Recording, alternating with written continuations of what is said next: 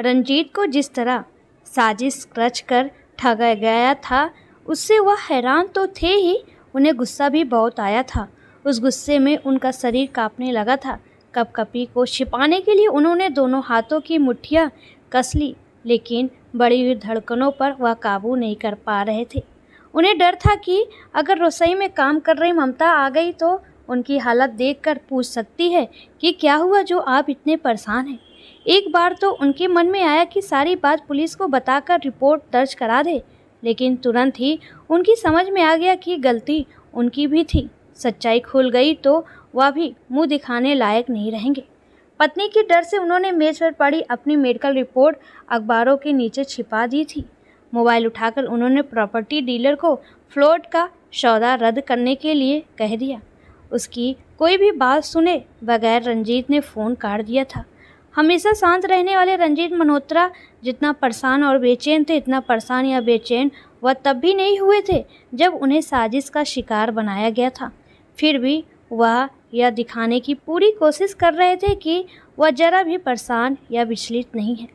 रंजीत मल्होत्रा एक इज्जतदार आदमी थे। शहर के मुख्य बाजार में उनका ब्रांडेड कपड़ों का शोरूम तो था ही, वह साड़ियों के थोक विक्रेता भी थे।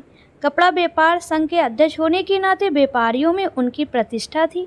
उनके मन में कोई गलत काम करने का विचार तक नहीं आया था। उनके पास पैसा और शोहरत दोनों थे, इसके बावजूद उनमें जरा भी घमंड नहीं था। वह अकेले थे लेकिन हर तरह से सफल थे। उनकी तरक्की से कई लोग ईर्ष्या करते थे। इतना सब कुछ होते हुए भी उन्हें हमेशा इस बात का दुख सताता था कि शादी के 12 साल बीत जाने के बाद भी वह पिता नहीं बन सके थे। उनकी पत्नी ममता की गोद अभी तक सूनी थी। रंजीत और ममता की शादी के बाद की जिंदगी किसी परिकथा से कम नहीं थी। हंसी खुशी से दिन कट रहे थे। जब उनकी शादी हुई थी तो ममता की खूबसूरती को देखकर उनके दोस्त जलभुन उठे थे। उन्होंने कहा था, भाई आप तो बड़े भाग्यशाली हो, हीरोइन जैसी भाभी मिली है। ममता थी ही ऐसी। शादी के 12 साल बीत जाने के बाद भी उनकी सुंदरता में कोई कमी नहीं आई थी। शरीर अभी भी वैसा ही गठा हुआ था। पिछले 10 सालों से रंजीत के यहाँ देवी नाम की लड़की काम कर रही थी। जब वह 10-11 साल की थी तभी से उनके यहाँ काम कर रही थी। देवी हंसमुख और चंचल तो थी ही, काम भी जल्दी और साफ सुथरा करती थी, इसलिए पति पत्नी उससे खुश रहते थे। अपने काम और बात व्यवहार से वह दोनों की लाडली बनी हुई थी। घर में कोई बाल बच्चा था नहीं, इसलिए पति पत्नी उसे बच्चे की तरह प्यार करते थे। जहाँ तक हो सकता था देवी भी ममता को कोई काम नहीं करने देती थी।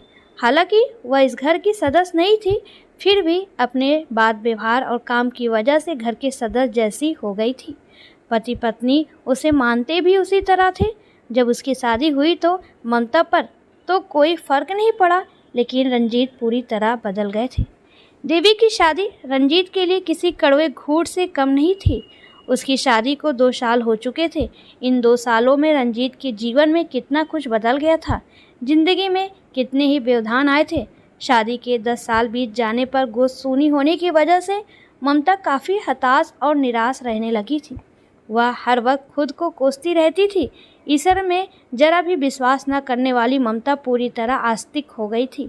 किसी तरह उसकी गोद भर जाए, इसके लिए उसने तमाम प्रयास किए थे। इस सब का कोई नतीजा नहीं निकला तो ममता शांत होकर बैठ गई। शादी के 4 सालों बाद दोनों को लगा कि अब उन्हें बच्चे के लिए प्रयास करना चाहिए। इसके बाद उन्होंने प्रेगनेंसी रोकने के उपाय बंद कर दिए। बच्चे के लिए उन्हें जो करना चाहिए था किया। दोनों को पूरा विश्वास था कि उनका प्रयास सफल होगा। उन्हें अपने बारे में जरा भी शंका नहीं थी, क्योंकि दोनों ही नॉर्मल और स्वस्थ थे। इस तरह उम्मीदों में समय बीतने लगा। आशा और निराशा के बीच कोशिश चलती रही। रंजीत ममता को भरोसा देते कि जो होना होगा वही होगा। उन्होंने डॉक्टरों से भी सलाह ली और तमाम अन्य उपाय भी किए, पर कोई लाभ नहीं हुआ। पति समझाता कि चिंता मत करो, हम दोनों आराम से रहेंगे, लेकिन पति के जाते ही अकेले ममता हताश और निराश हो जाती। रंजीत का पूरा दिन तो कारोबार में बीत जाता था, लेकिन वह अपना दिन कैसे बिताती। सारे प्रयासों को असफल होते देख डॉक्टर ने रंजीत से अपनी जांच कराने को कहा। अभी तक रंजीत ने अपनी जांच कराने की ज़रूरत महसूस नहीं की थी। वह दवाएं भी कम ही खाते थे। रंजीत ऊपर से भले ही निश्चित लगते थे, लेकिन संतान के लिए वह भी परेशान थे। चिंता की वजह से रंजीत का किसी काम में मन भी नहीं लगता था। चिंता में वह शारीरिक रूप से भी कमज़ोर होते जा रहे थे। काम करते हुए उन्हें थकान होने लगी थी। खुद पर से विश्वास भी उठ सा गया था। शांत और धीर गंभीर रहने वाले रंजीत अब चिड़चिड़े हो गए थे। बात बात पर उन्हें गुस्सा आने लगा था। घर में तो वह किसी तरह खुद पर काबू रखते थे, पर शोरूम पर वह कर्मचारियों से ही नहीं, ग्राहकों से भी उलझ जाते थे। घर में भी ममता से तो वह कुछ नहीं कहते थे, पर जरा सी भी गलती पर नौकरानी देवी पर खींच उठते थे। देवी भी अब जवान हो चुकी थी, इसलिए उनके खींचने पर ममता उन्हें समझाती, पराई लड़की है, अब जवान भी हो गई है, उस पर इस तरह गुस्सा करना ठीक नहीं है। तुमने ही इसे सिर चढ़ा रखा है, इसलिए इसके जो मन में आता है वह करती है, रंजीत कह देते। बात आई गई हो जाती, जबकि देवी पर इस सब का कोई असर नहीं पड़ता था। वह उनके यहाँ इस तरह रहती और मस्ती से काम करती थी जैसे उसी का घर है। ममता भले ही देवी का पक्ष लेती थी, लेकिन वह भी महसूस कर रही थी कि अब वह काफ़ी बदल गई है। कभी किसी चीज़ को हाथ न लगाने वाली देवी कितनी ही बार रंजीत की जेब से पैसे निकाल चुकी थी। उसे पैसे निकालते देख लेने पर भी रंजीत और ममता अनजान बने रहते थे। वो सोचते थे कि कोई ज़रूरत रही होगी। देवी चोरी भी होशियारी से करती थी, वह पूरे पैसे कभी नहीं निकालती थी। इधर एक लड़का जिसका नाम बलवीर था, अक्सर रंजीत की कोठी के बाहर खड़ा दिखाई देने लगा था। ममता ने जब उसे देवी को इशारा करते देखा तो देवी को तो टोका ही, उसे भी खूब डांटा फटकारा। इससे उसका उधर आना जाना कम तो हो गया था, लेकिन बंद नहीं हुआ था। एक रात रंजीत वॉशरूम जाने के लिए उठे तो उन्होंने बाहर बरामदे से खुसुर फुसुर की आवाज़ आती सुनाई दी। खुसुर फुसुर करने वाले कौन है जानने के लिए वह दरवाज़ा खोलकर बाहर आ गए। उनके बाहर आते ही कोई अंधेरे का लाभ उठाकर दीवार कूदकर भाग गया। उन्होंने लाइट जलाई तो देवी को कपड़े ठीक करते हुए पीछे की ओर जाते देखा। यह सब देखकर रंजीत को बहुत गुस्सा आया। उन्होंने सारी बात ममता को बताई तो उन्होंने देवी को खूब डांटा, साथ ही हिदायत भी दी कि दोबारा ऐसा नहीं होना चाहिए। इसके बाद देवी का व्यवहार एकदम से बदल गया। वह रंजीत और ममता से कटी कटी तो रहने ही लगी, दोनों की उपेक्षा भी करने लगी। देवी की इस व्यवहार से रंजीत और ममता को उसकी चिंता होने लगी थी। शायद इसी वजह से उन्होंने देवी के माता पिता से उसकी शादी कर देने को कह दिया था। अचानक देवी का व्यवहार फिर बदल गया। ममता के साथ तो वह पहले जैसा ही व्यवहार करती रही, पर रंजीत से वह हंस हंस कर इस तरह बातें करने लगी जैसे कुछ हुआ ही नहीं था। रंजीत ने गौर किया, वह जब भी अकेले होती उदास रहती। कभी कभी वह फ़ोन करते हुए रो देती। उससे वजह पूछी जाती तो कोई बहाना बनाकर टाल देती। एक दिन तो उसने हद कर दी। रोज़ की तरह उस दिन भी ममता मंदिर गई थी। रंजीत शोरूम पर जाने की तैयारी कर रहे थे।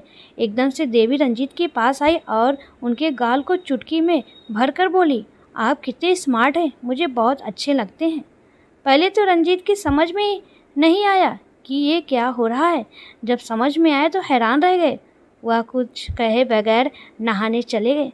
आज पहली बार उन्हें लगा था कि देवी अब बच्ची नहीं रही, जवान हो गई। अगले दिन जैसे ही ममता मंदिर के लिए निकली, देवी दरवाज़ा बंद करके सोफे पर बैठे रंजीत के बगल में आकर बैठ गई। उसने अपना हाथ रंजीत की जांघ पर रखा तो उनका तन मन झंझना उठा। उन्होंने तुरंत मन को काबू में किया और उठकर अपने कमरे में चले गए। वह दिन कुछ अलग तरह सा बीता। पूरे दिन देवी ही उनके ख्यालों में घूमती रही। आखिर वह चाहती क्या है। एक विचार आता है कि यह ठीक नहीं, देवी तो नादान है जबकि वह समझदार है। कोई ऊंच नीच हो गई तो लोग उन्हीं पर थूकेंगे। जबकि दूसरा विचार आता है कि जो हो रहा है होने दो, वह तो अपनी तरफ से कुछ कर नहीं रहे हैं, जो कर रही है वही कर रही है। अगले दिन सवेरा होते ही रंजीत के दिल का एक हिस्सा ममता के मंदिर जाने का इंतजार कर रहा था, जबकि दूसरा हिस्सा सचेत कर रहा था कि वह जो करने की सोच रहे वह ठीक नहीं है। ममता के मंदिर जाने पर देवी दरवाज़ा बंद कर रही थी, तभी वह नहाने के बहाने बाथरूम में घुस गए। दिल उन्हें बाहर निकलने के लिए उकसा रहा था। रोकने वाली आवाज़ काफ़ी कमज़ोर थी, शायद इसलिए वह नहा धोकर जल्दी से बाहर आ गए। देवी रसोई में काम कर रही थी। उसके चेहरे से ही लग रहा था कि वह नाराज़ है।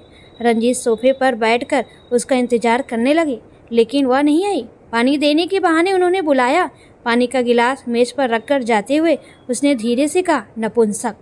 रंजीत अवाक रह गए। देवी के इस शब्द ने उन्हें झकझोर कर रख दिया। डॉक्टर के कहने पर उनके मन में अपने लिए जो संदेह था, देवी के कहने पर उसे बल मिला। उनका चेहरा उतर गया। उसी समय ममता मंदिर से वापस आ गई। पति का चेहरा उतरा देखकर उससे पूछा, तबीयत ठीक नहीं है क्या? रंजीत क्या जवाब देते।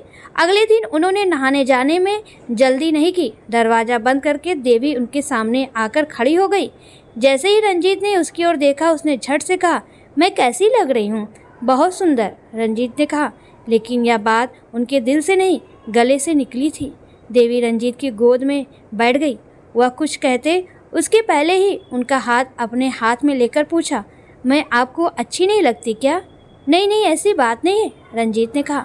इसके आगे क्या कहें या उनकी समझ में नहीं आया तो ममता के आने की बात कहकर उसे उठाया और जल्दी से बाथरूम में घुस गए। इसी तरह 2-3 दिन चलता रहा। रंजीत अब पत्नी के मंदिर जाने का इंतजार करने लगा।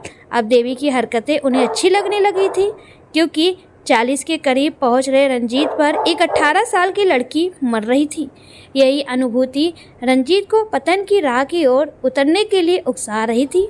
उनका पुरुष होने का अहम बढ़ता जा रहा था। खुद पर विश्वास बढ़ने लगा था। इसके बावजूद वह खुद को आगे बढ़ने से रोके हुए थे। पर एक सुबह वह दिल के आगे हार गए। जैसे ही देवी आकर बगल में बैठी, वह होश खो बैठे। नहाने गए तो उनके ऊपर जो आनंद छाया था वह अपराध बोझ से घिरा था। पूरे दिन वह सही गलत की गंगा में डूबते उतारते रहे। अगले दिन वह ममता के मंदिर जाने से पहले ही तैयार हो गए। ममता हैरान थी, जबकि देवी उन्हें अजीब निगाहों से ताक रही थी। रंजीत उसकी ओर आकर्षित हो रहे थे, लेकिन आज दिमाग उन पर हावी था।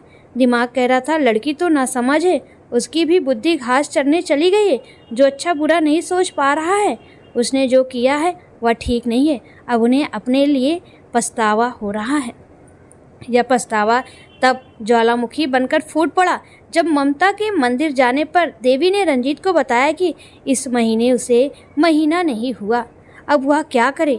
यह सुनकर रंजीत पर तो जैसे आसमान टूट पड़ा था। धरती भी नहीं फटने वाली थी कि वह उसमें समा जाते। उन्हें खुद से घृणा हो गई। उन्होंने एक लड़की की जिंदगी बर्बाद की थी। इस अपराध बोझ से उनका रोम रोम सुलग रहा था, लेकिन अब पछताने से कुछ होने वाला नहीं था। अब तो समाधान ढूंढना था। उन्होंने देवी से कहा, तुम्हारी जिंदगी बर्बाद हो उसके पहले ही कुछ करना होगा। मैं दवा की व्यवस्था करता हूँ, तुम दवा खा लो, सब ठीक हो जाएगा। लेकिन देवी ने कोई भी दवा खाने से साफ मना कर दिया। रंजीत उसे मनाते रहे, पर वह जिद पर अड़ी थी। रंजीत की अंतरात्मा कचोट रही थी कि उन्होंने कितना घोर पाप किया है। आज तक उन्होंने जो भी भलाई के काम किए थे, इस एक काम ने सारे कामों पर पानी फेर दिया था। वह पापी है। चिंता और अपराध बोझ से ग्रस्त रंजीत को देवी ने दूसरा झटका यह कहकर दिया कि उसके पापा उनसे मिलना चाहते हैं। जो ना सुनना चाहिए वह सुनने की तैयारी के साथ रंजीत देवी के घर पहुँचे। उस दिन ड्राइवर की नौकरी करने वाले देवी के बाप राम प्रसाद का अलग ही रूप था। हमेशा रंजीत के सामने हाथ जोड़कर सिर झुकाए खड़े रहने वाले राम प्रसाद ने उन पर हाथ भले ही नहीं उठाया, पर लानत मलामत खूब की। रंजीत सिर झुकाए अपनी गलती स्वीकार करते रहे और राम प्रसाद से कोई रास्ता निकालने की विनती करते रहे। अंत में राम प्रसाद ने रास्ता निकाला कि वह देवी की शादी और अन्य खर्चों के लिए पैसा दे दें। हाँ, जितने पैसे की जरूरत पड़ेगी मैं दे दूंगा। राहत महसूस करते हुए रंजीत ने कहा, कब करनी है शादी? अगले सप्ताह। बलबीर का कहना है, ऐसे में देर करना ठीक नहीं है। बलबीर? वही जो आवारा लड़का की तरह घूमता रहता है। तुम्हें वही नालायक मिला है विवाह के लिए? वो नालायक आपसे तो अच्छा है जो इस हालत में भी शादी के लिए तैयार है। बलबीर का नाम सुनकर रंजीत हैरान थे, लेकिन वह कुछ कहने या करने की स्थिति में नहीं थे। देवी की शादी और अन्य खर्च के लिए रंजीत को 10 लाख रुपए देने पड़े। इसके अलावा उपहार के रूप में कुछ गहने भी। शादी की बात रहने की बात आई तो रंजीत ने अपना बंद पड़ा फ्लैट खोल दिया। ऐसा उन्होंने खुशी खुशी नहीं किया था, बल्कि यह काम दबाव डालकर करवाया गया था। इज्जत बचाने के लिए वह राम प्रसाद के हाथों का खिलौना बने हुए थे। फ्लैट के लिए ममता ने एतराज़ किया तो उन्होंने उसे यह कहकर चुप करा दिया कि देवी अपने ही घर पर पली बड़ी है। शादी के बाद कुछ दिन सुकून से रह सके, इसलिए हमें इतना तो करना ही चाहिए।